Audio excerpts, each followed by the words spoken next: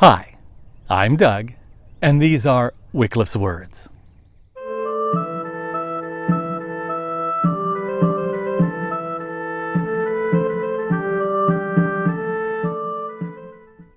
I have read the entire Sherlock Holmes corpus, as well as all of Agatha Christie's novels.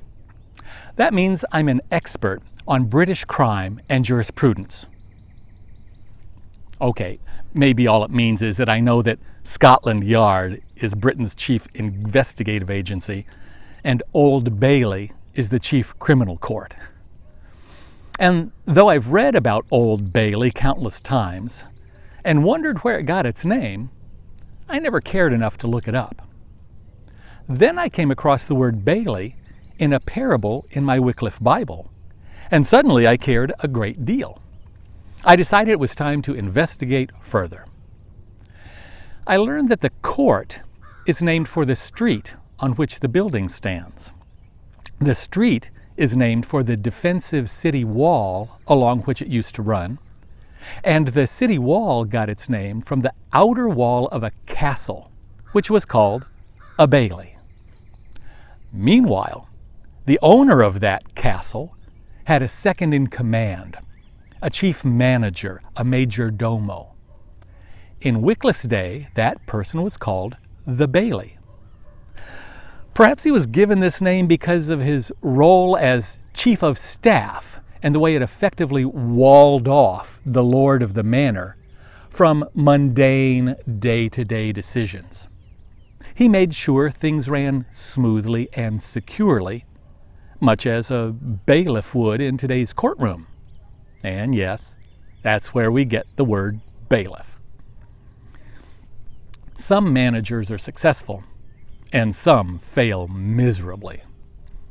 In Luke 16, Jesus tells the parable of a rich man whose bailey was accused of wasting his possessions. When he was confronted, the bailey acted shrewdly and made deals with his master's debtors, thus ingratiating himself to them and assuring their favor and support when he eventually found himself without a job. You can imagine his surprise when his master turned around and praised him for his sneaky, underhanded manipulation.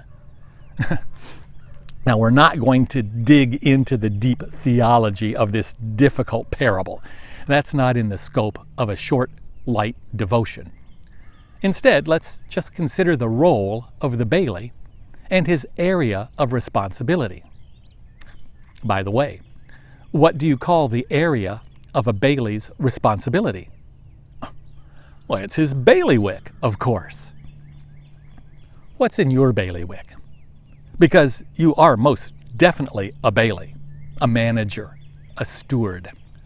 God gives each of us resources to manage for him, and he expects us to handle them wisely. So what are you responsible for? For whom are you responsible? Do you have significant wealth?